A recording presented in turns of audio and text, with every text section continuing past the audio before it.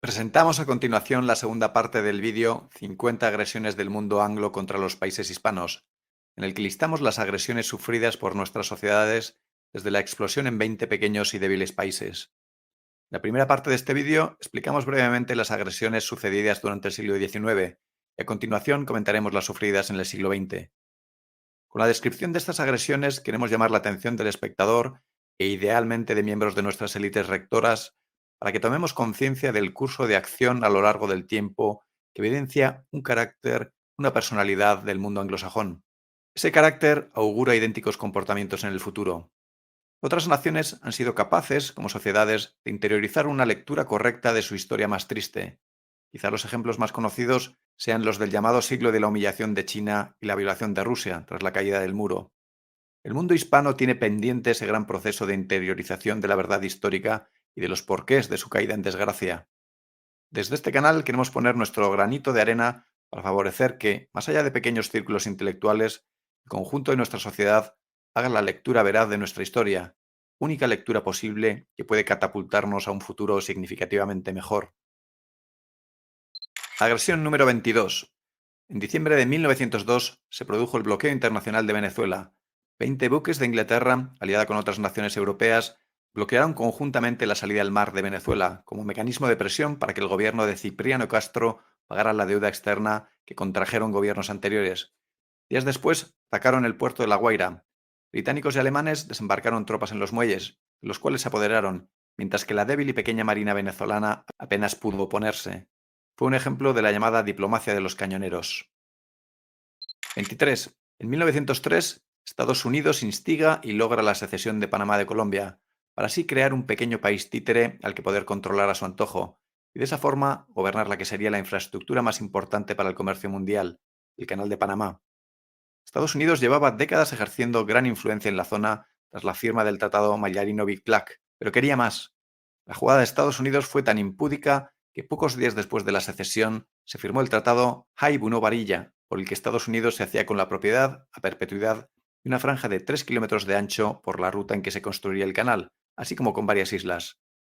Démonos cuenta de que esta franja estadounidense, que de facto partía de norte a sur a Panamá, significaba la existencia de otro país dentro de Panamá. No se podía pasar de norte a sur de Panamá sin atravesarla. Tras la independencia, Panamá se convirtió en un mero protectorado estadounidense, desde el que ejercía subordinación militar hacia Hispanoamérica, sin los frenos legales que existían en territorio estadounidense. Se instaló una base militar y la famosa Escuela de las Américas, la escuela para dictadores proestadounidenses. Pero lo más importante fue que Estados Unidos se apropió durante casi un siglo del jugosísimo negocio de los enormes ingresos que suponía la explotación del canal, negocio sin competencia, sin alternativa posible. 24. En 1903, Estados Unidos impone a una Cuba sometida, que es apenas un protectorado, la firma del Tratado Cubano-Estadounidense. Por este acuerdo, Cuba arrienda de manera perpetua a Estados Unidos, es decir, entrega sin más, el área de la bahía de Guantánamo. Los Estados Unidos tendrían jurisdicción y control absoluto sobre la zona. Este tratado, como tantos otros impuestos por Estados Unidos, viola el artículo 52 de la Convención de Viena, que declara nulo cualquier tratado que haya sido firmado bajo amenaza o uso de la fuerza. 25. En 1904 se produce la primera intervención militar estadounidense en República Dominicana. Es una de las posteriormente llamadas Guerras Bananeras. En el marco del enfrentamiento entre horacistas y jimenistas que se disputaban el gobierno dominicano, estos últimos dispararon y mataron a un marino estadounidense que viajaba en el buque de guerra USS Yankee, que protegía un barco mercante. Como represalia, los estadounidenses lanzaron más de 100 cañonazos sobre la población del municipio de Pajarito y desembarcaron más de 300 hombres. Se desconoce el número de muertos que causaron entre la población civil, pero se estima en varias decenas. Pocos días después, los soldados estadounidenses reembarcaron y se fueron. 26. En 1904 se aprueba la Philippine Commission Act 1123, por la que Estados Unidos impone el inglés como idioma oficial de Filipinas. El cónsul estadounidense en Manila dijo: "Nuestro idioma debe ser adoptado en los tribunales, puestos públicos, escuelas e iglesias nuevamente organizadas. Los nativos deberán aprender inglés". Pero el español llevaba más de 3 siglos enraizado en Filipinas.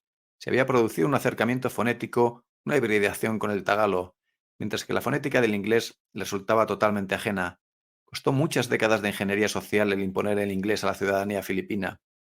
En 1925, Estados Unidos envió a la Comisión Monroe con el fin de elaborar un informe sobre la implantación del inglés. Este informe afirmaba que menos del 1% de los filipinos hablaban inglés en su hogar, que solo en torno a un 10% de la siguiente generación lo hablaría en el trabajo, principalmente aquellos que trabajaran para el gobierno. Por aquel entonces, Modesto Reyes, un afamado escritor y editor de la conocida revista Isagani, comentaba: Filipinas ya tenía un idioma nacional y oficial, y ese era el español. Nosotros adoptamos el español como nuestro idioma porque éramos en realidad ciudadanos españoles. 27. En 1906 se produce la segunda intervención estadounidense en Cuba, que dura hasta 1909. Desde la independencia de España, en el 98, la inestabilidad y las revueltas se habían sucedido en la isla, que era un mero protectorado de Estados Unidos tras la primera ocupación sucedida el 1 de enero del 99. Theodore Roosevelt finalmente se decidió a intervenir, cerró el Congreso cubano y nombró a un gobernador militar estadounidense, tal y como había sucedido en la primera intervención. 28. En 1907 se firma la Convención Dominico-Americana, otro tratado forzoso firmado entre el gobierno de la República Dominicana y Estados Unidos, durante las presidencias de Ramón Cáceres y Theodore Roosevelt. La imposición de este tratado supuso el control total de las aduanas dominicanas por parte del gobierno estadounidense con el fin de pagar la deuda externa. Este control de las aduanas por parte de Estados Unidos duró nada menos que hasta 1940. 29. En 1909, los Estados Unidos pusieron sus ojos y sus intereses sobre Nicaragua, azuzados por la oposición del gobierno nicaragüense a la concesión de una ruta para el nuevo canal que Estados Unidos proyectaba construir en el país. Además, como agravante, el gobierno nicaragüense tenía planes para otorgar la concesión a Alemania. Entonces los norteamericanos reavivaron las aspiraciones secesionistas de la zona de Mosquitia. Los indios mosquitios mantenían una fuerte identidad y se habían enfrentado sistemáticamente al gobierno español en siglos anteriores. Por entonces se aliaron con los ingleses por conveniencia y durante el siglo XVIII e inicios del siglo XIX tuvieron distintos monarcas sostenidos por Gran Bretaña. Estados Unidos ayudó a organizar un golpe de Estado en el que participó su cónsul en la ciudad de Bluefields, principal ciudad de Mosquitia. El objetivo del golpe era constituir una república independiente, con Bluefields como capital. El gobernador de la provincia, Estrada, ocuparía la presidencia e inmediatamente apelaría a Estados Unidos para su reconocimiento y protección. Este fue el inicio de un largo periodo de inestabilidad y conflictos en Nicaragua. 30. En 1910 da comienzo la guerra fronteriza entre México y Estados Unidos, un conjunto de enfrentamientos militares en la frontera directamente relacionados con la Revolución Mexicana. El ejército estadounidense, apostado en la frontera, ejecutó diversas acciones punitivas, entre las que destaca la expedición de Pershing en 1916, con el objetivo de capturar a Pancho Villa. El conflicto se saldó con cerca de 2.000 muertos, 3/4 de ellos mexicanos. 31. En 1912 se produce la ocupación estadounidense de Nicaragua, que duraría nada menos que hasta 1933. Es una de las más destacadas de las guerras bananeras. Tras el golpe de Estado de 1909, siguieron varios años de guerra civil, que terminaron con la intervención de cerca de 3.000 marines estadounidenses, que dieron la victoria al gobierno vasallo de Adolfo Díaz. Estados Unidos consiguió así imponer un gobierno que le permitiera construir un nuevo canal y que defendiera los intereses económicos, especialmente agrícolas, de los Estados Unidos. En 1914, Estados Unidos consiguió prácticamente lo mismo que había conseguido en Panamá. Con la firma del Tratado Chamorro-Bryan, Nicaragua se comprometía a otorgar a Estados Unidos el derecho de construir un canal interoceánico y una base naval en el Golfo de Fonseca. Pero el matonismo norteamericano se encontró con un enemigo inesperado, Augusto César Sandino, líder rebelde que se negó a pactar con las autoridades proestadounidenses. Sandino, al frente de un pequeño pero leal ejército y siguiendo tácticas de guerrilla, les hizo frente de forma eficaz, causando graves daños a las tropas estadounidenses. Esta tenaz resistencia fue la causante de que en 1933 las tropas estadounidenses decidieran dar por finalizada la operación. 32. En 1914, los Estados Unidos ocupan la ciudad de Veracruz, en México. Esta ocupación estadounidense tuvo el propósito de evitar la llegada de un gran cargamento de armas a manos del Ejército Federal Mexicano, y así apoyar a las fuerzas constitucionalistas de Venustiano Carranza en su lucha revolucionaria. En abril de 1914 hubo un altercado en Tampico entre marineros estadounidenses y tropas mexicanas. Aunque el incidente fue relativamente menor, con tensiones sobre el saludo de la bandera, el gobierno estadounidense exigió disculpas oficiales, que no fueron concedidas de inmediato por el gobierno mexicano. Ante la falta de disculpas, el presidente estadounidense Woodrow Wilson ordenó la ocupación del puerto de Veracruz el 21 de abril de 1914, con el objetivo de evitar que las armas alemanas llegaran a manos del gobierno mexicano. Las fuerzas estadounidenses desembarcaron en Veracruz y se produjeron combates con las tropas mexicanas. Los enfrentamientos causaron bajas en ambos bandos y la ocupación temporal de la ciudad por parte de las fuerzas estadounidenses. Después de varios meses de ocupación, un acuerdo diplomático permitió la retirada de las fuerzas norteamericanas en noviembre de 1914. 33. En 1916 dio inicio la primera ocupación estadounidense de República Dominicana, que duraría hasta 1924. La excusa para la intervención fue la preocupación de Estados Unidos por una posible invasión de la isla por parte de Alemania en el marco de la Primera Guerra Mundial.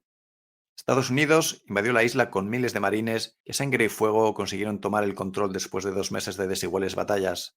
Estados Unidos impuso un gobierno militar estadounidense que limitó las libertades civiles y políticas, censuró la prensa e impuso el control estadounidense sobre la economía dominicana, estableciendo políticas que favorecían a Estados Unidos en detrimento de los propios dominicanos. La ocupación generó gran resistencia y provocó numerosos levantamientos y disturbios. Cuando finalizó la invasión en 1924, los estadounidenses habían dejado atrás más de 1000 dominicanos muertos. 34. En 1923, Estados Unidos y México firman los tratados de Bucareli. En esencia, gracias a estos tratados, Estados Unidos impuso garantías y condiciones muy ventajosas para los propietarios estadounidenses en suelo mexicano, en especial para las compañías estadounidenses que explotaban el petróleo mexicano. A cambio, Estados Unidos aceptaba reconocer y apoyar en el poder al presidente del momento, Álvaro Obregón. Muchos mexicanos, incluido el mismísimo secretario de Hacienda de Obregón, consideraron ya por aquel entonces que los tratados de Bucareli eran una traición a los intereses de la patria. Pero lo más preocupante de estos tratados es que incluían ciertas cláusulas secretas, como mencionan muchos historiadores y analistas. Estas cláusulas secretas aparentemente limitan el desarrollo del poder militar mexicano, de forma que jamás pueda suponer una mínima amenaza para Estados Unidos. Las prohibiciones a desarrollar cierto tipo de armamento, que se verán incluido en estas cláusulas, explicarían realidades actuales verdaderamente llamativas, como es el hecho de que México, nación bioceánica, con más de 9000 kilómetros de costa, no disponga de ni un solo submarino, o el hecho de que México no disponga de una fuerza aérea de combate medianamente eficaz, no ya equiparable a la de Estados Unidos, sino a la de otras naciones iberoamericanas. 35. En 1928 sucede la conocida como Masacre de las Bananeras en Colombia. La United Fruit Company, la todopoderosa multinacional agrícola estadounidense, apodada el pulpo por su voracidad, controlaba vastas extensiones de tierra en Colombia dedicadas al cultivo de bananas. La United Fruit mantenía un control casi total sobre la vida económica y política en las áreas donde operaba, aprovechándose de los trabajadores locales y ejerciendo gran influencia sobre el gobierno colombiano.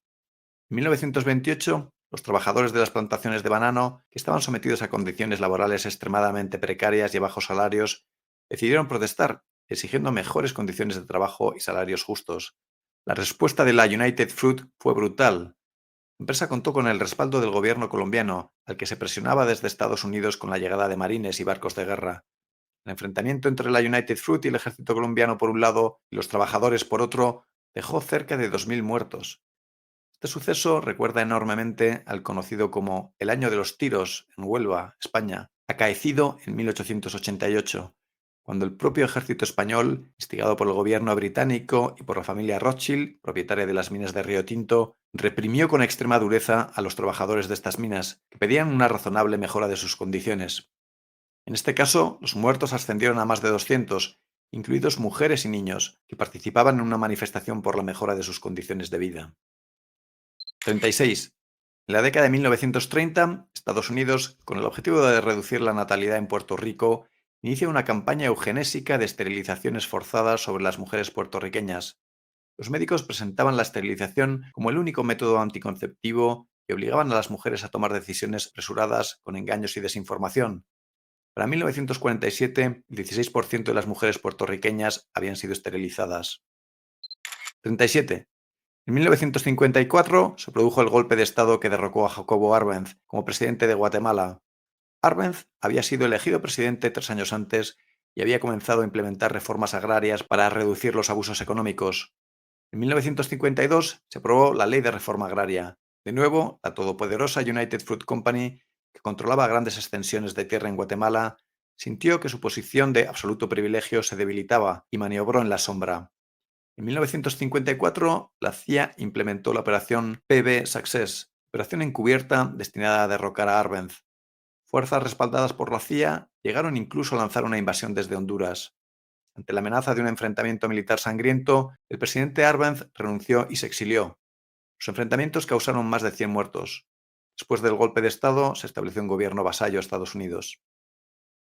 38. En 1955 se ejecutó el golpe de Estado contra Perón en Argentina.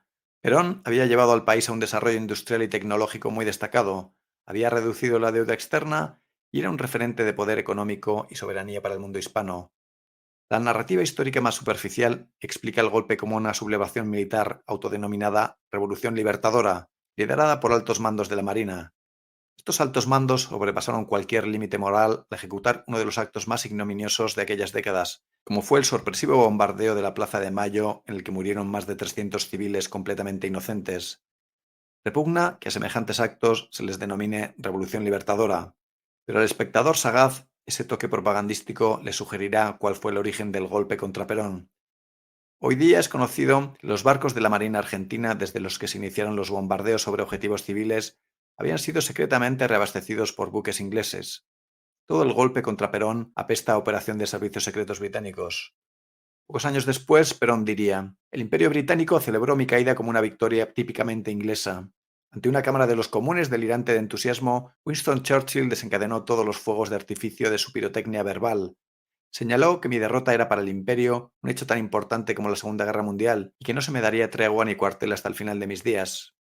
Todo esto es plenamente coherente con la conocida frase que también pronunció Churchill en la conferencia de Yalta, frase por la que instaba a sus interlocutores, Stalin y Roosevelt, a impedir el desarrollo de Argentina, porque arrastraría tras de ella a todo el continente hispanoamericano. 39. En 1964 sucede el llamado Día de los Mártires en Panamá. Para entender bien qué sucedió, hay que recordar que por entonces Panamá tenía cedida a Estados Unidos una enorme franja de tierra de 3 kilómetros de ancho, que albergaba el canal. Esta franja de tierra dividía el país de norte a sur. Los habitantes de este territorio eran estadounidenses, en este territorio se hablaba inglés, tenían su propia policía, se les conocía como zonianos o zonieitas. La zona era un país dentro del país. Pues bien, en este aciago día, la policía zoniana reprimió con extrema violencia una manifestación de jóvenes panameños, que se quejaban porque en los institutos zonianos no se izaba la bandera panameña. La brutal represión de la policía zoniana, de la policía estadounidense en realidad, causó la muerte de 22 jóvenes panameños. 40. En 1961 se produce el intento de invasión estadounidense de Cuba en la bahía de Cochinos. Esta operación, orquestada por la CIA, buscaba iniciar una invasión en la que el grueso de la tropa fueran rebeldes cubanos. El objetivo era derrocar a Fidel Castro, quien se había hecho con el poder 2 años antes. 1.500 soldados de origen cubano, que llevaban mucho tiempo siendo adiestrados por el ejército estadounidense, contaron con el apoyo de más de 30 aviones bombarderos, tanques y 5 barcos logísticos del ejército estadounidense para ejecutar la invasión. Esta acción recuerda mucho al apoyo estadounidense a los rebeldes cubanos contra España en el siglo XIX, en el sentido de que Estados Unidos marcaba la estrategia, aportaba las armas, la financiación, y los ciudadanos cubanos se convertían en carne de cañón. La operación fue un completo fracaso. En 5 días fueron rechazados por las Fuerzas Armadas Revolucionarias cubanas. En total, el enfrentamiento dejó más de 3.000 muertos. 41. En 1965, Estados Unidos ejecuta la segunda invasión de República Dominicana. El objetivo de la invasión es apoyar el golpe de Estado de la oligarquía dominicana frente a Juan Bosch, elegido presidente 3 años antes, y que era el líder del gobierno constitucionalista. Lyndon B. Johnson, presidente de los Estados Unidos, ordenó la invasión aduciendo que no iba a permitir una segunda Cuba en América, la cantinela habitual para justificar cualquier actuación en defensa de los intereses estadounidenses. Fallecieron cerca de 6.000 ciudadanos dominicanos a consecuencia de la invasión. 42. En 1973, el general Pinochet da un golpe de Estado contra el presidente chileno Salvador Allende. Aunque a día de hoy no hay pruebas incontestables que evidencien que el golpe estaba coordinado por la CIA, muchísimos datos apuntan en esa dirección. Eran los años de máximo auge del Plan Cóndor y 3 años antes, según documentos desclasificados por Estados Unidos, el presidente Richard Nixon había ordenado hacer gritar la economía chilena para desestabilizar el país. Nixon reconoció tiempo después haber ordenado al director de la CIA, Richard Helms, salvar a Chile. Pocos años tras el golpe, Kissinger se entrevistó en Chile con Pinochet y le agradeció su, entre comillas, gran servicio a Occidente por el derrocamiento de Allende. 43. En diciembre de 1973 se ejecutó el magnicidio de Carrero Blanco, presidente del gobierno de España bajo la dictadura franquista. El día anterior al atentado, Carrero había tenido una tensa entrevista con Henry Kissinger. la que le trasladó su oposición a seguir los dictados estadounidenses sobre el uso de las bases militares en España y sobre la cancelación del proyecto Islero, proyecto que buscaba dotar a España de la bomba atómica. Aunque la narrativa histórica oficial relata que el atentado fue ejecutado por ETA, son incontables los detalles que revelan que la banda terrorista fue utilizada como un monigote para ejecutar los planes estadounidenses. Cualquiera que conozca cómo operan los servicios secretos sabe que la manipulación de grupos terroristas es el pan de cada día. Un magnicidio tremendamente similar sucedió pocos años después, en 1980, cuando el primer ministro portugués Sá Carneiro y su ministro de Defensa Amaro da Costa fallecieron en un accidente aéreo tras una cercana visita de Henry Kissinger.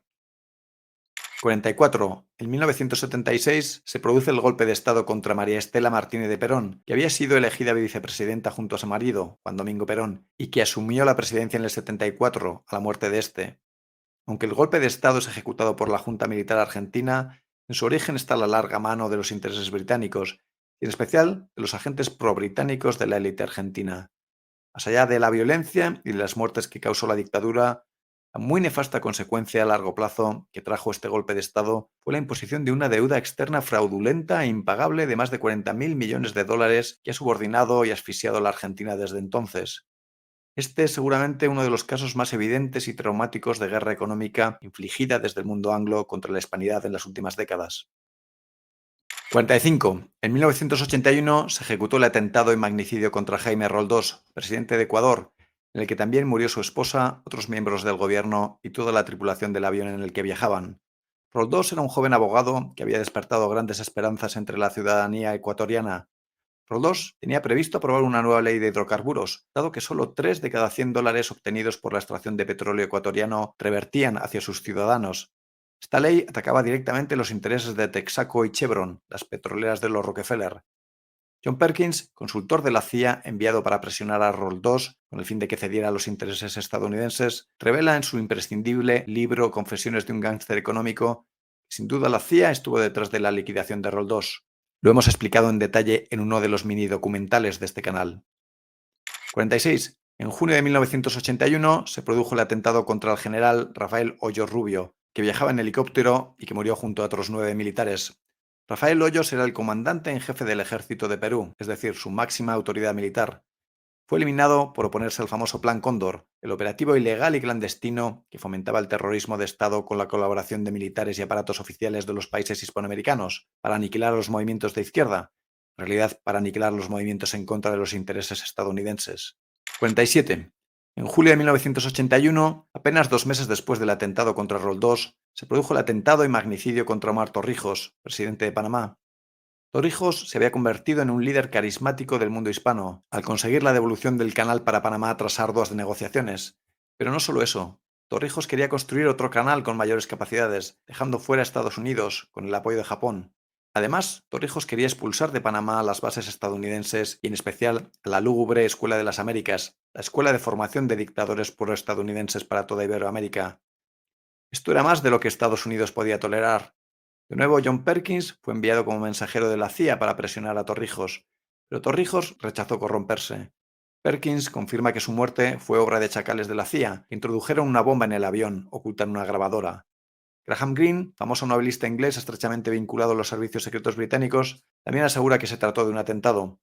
En su libro, Descubriendo al general, sobre la vida de Torrijos, Greene detalla cómo un guardaespaldas del general le confirmó que se introdujo una bomba en el avión. 48. En 1982 estalla la Guerra de las Malvinas, siendo este el único de los conflictos con el mundo anglosajón en el que, con una visión estricta y cortoplacista, se puede aducir que no fueron ellos los iniciadores, aunque es obvio que el conflicto se remonta a la ocupación violenta e ilegítima de 1833. La toma inicial de control de las islas por parte del ejército argentino fue incruenta, no hubo ninguna baja británica. En cambio, los ingleses respondieron con el hundimiento del buque Belgrano, cuando se estaban iniciando conversaciones de paz, hundimiento que causó más de 300 muertos argentinos. El conflicto, en el que destacó por su valentía y eficacia la aviación argentina, puso verdaderamente contra las cuerdas a la Marina británica. La guerra se saldó con cerca de 2.000 muertos de ambos bandos. 49.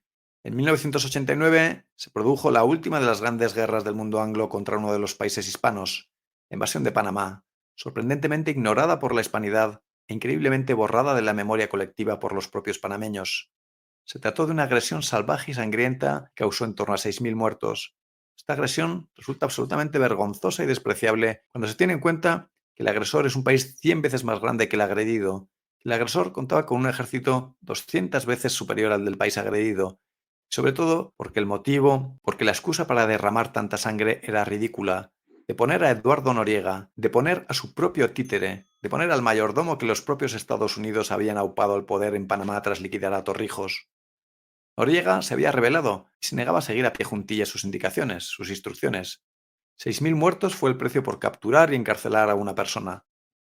El hecho de que prácticamente nadie recuerde en el mundo hispano esta indecencia, que los propios panameños no muestren colectivamente su repulsa sobre estos hechos, es el mejor ejemplo de cómo los hispanos no controlamos nuestra narrativa, de cómo los hispanos estamos siendo completamente manipulados hasta el punto de perder la memoria colectiva sobre los hechos más graves de nuestra historia reciente.